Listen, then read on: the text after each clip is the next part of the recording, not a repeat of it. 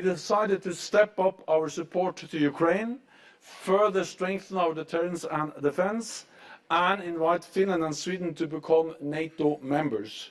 We also adopted the Madrid strategic concept to adapt the alliance to a more dangerous and more competitive world. So the summit in Madrid was really a transformative summit.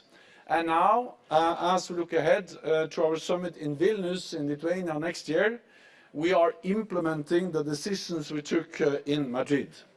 First, on Ukraine. President Putin made two big strategic mistakes when he invaded Ukraine in February this year.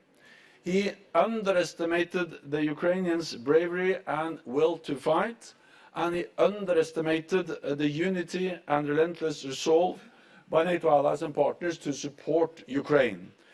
He thought he could defeat Ukraine in a matter of days. 9 months later, Russia continues to face setback after setback. And Ukrainians continue to liberate their territory from occupation, most recently Kherson. But it would be a great mistake to underestimate Russia. It retains significant military capabilities and a high number of troops. Russia is willing to suffer substantial casualties and is willing to inflict horrific suffering on the Ukrainian people. We have seen drones and missiles striking Ukrainian cities, civilians and critical infrastructure. So we must be prepared to support Ukraine for long haul. Yes, I know that this support comes with a price. In our countries, many people face a cost of living crisis. Energy and food bills are rising. These are tough times for many. But the price we pay as NATO allies is measured in money, while the Ukrainians pay a price which is measured in blood. And if we allow Putin to win, all of us have to pay a much higher price. Authoritarian regimes around the world will learn that they can get what they want with brute force. This would have direct consequences for our security. It will make the world more dangerous and us more vulnerable. That's the reason why we cannot allow President Putin to win in Ukraine. So we need to stay the course together. And I count on all of you as members of Parliament to keep making the case for supporting Ukraine.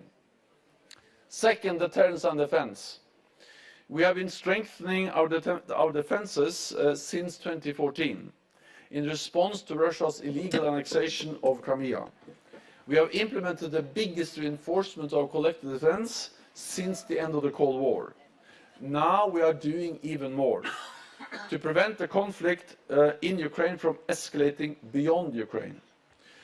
So we have doubled the number of battle groups in the eastern part of the alliance from 4 to 8, increased our ability to reinforce them up to brigade level, and we are putting more troops on higher readiness, so they can respond faster wherever and whenever needed. To do all this, we need to invest more in defense. We have already made, as you know, many significant decisions, and we have made together a lot of progress.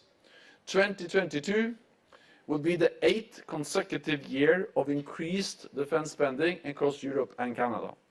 By the end of the year, we will have spent well over 350 billion extra US dollars on defense since we made that pledge in 2014 across Europe and Canada. At the summit in Vilnius, defense investments will be an important topic, and I expect allies to continue making progress, including with commitments beyond 2024, because 2% of GDP on defense should be considered a floor, not a ceiling for our defense investments. Here again, I continue to count on your support. Third, resilience. One of the main messages in the Madrid strategic concept is the link between strong defenses and strong societies.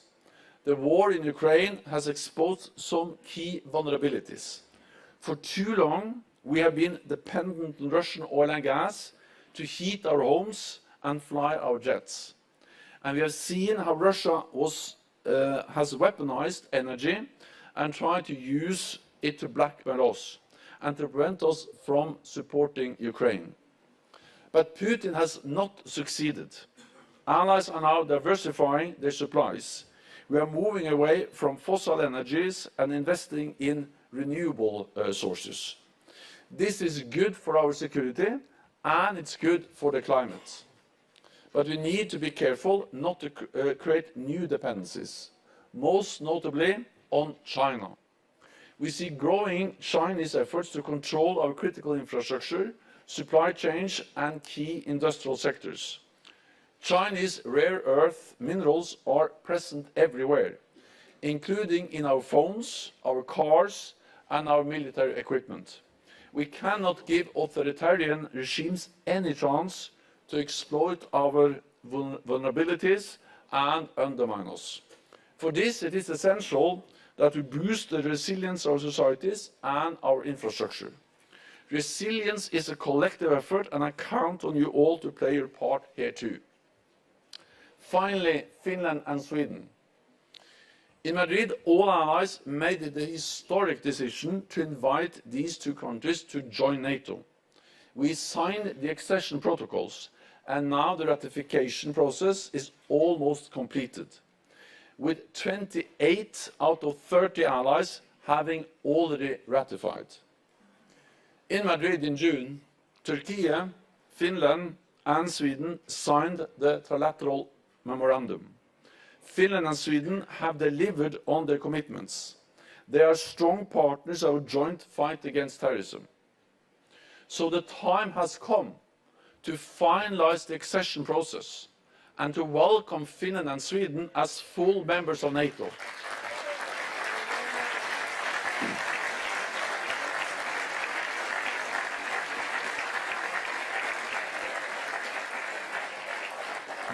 This will make our alliance stronger and our people safer.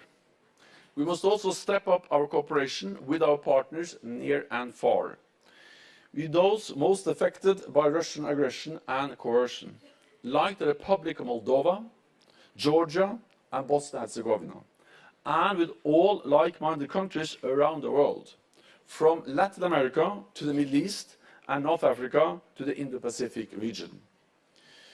We share security interests and face the same challenges. We can and should tackle them together to defend freedom against oppression, democracy against tyranny, and to uphold the international rules-based institutions that benefit all of us. So, President Connolly, dear Jerry, I know these values are dear to you. NATO is dear to you. And as President of the NATO Parliamentary Assembly, over the past 2 years, you have done an extraordinary job to make the transatlantic bond and NATO even stronger.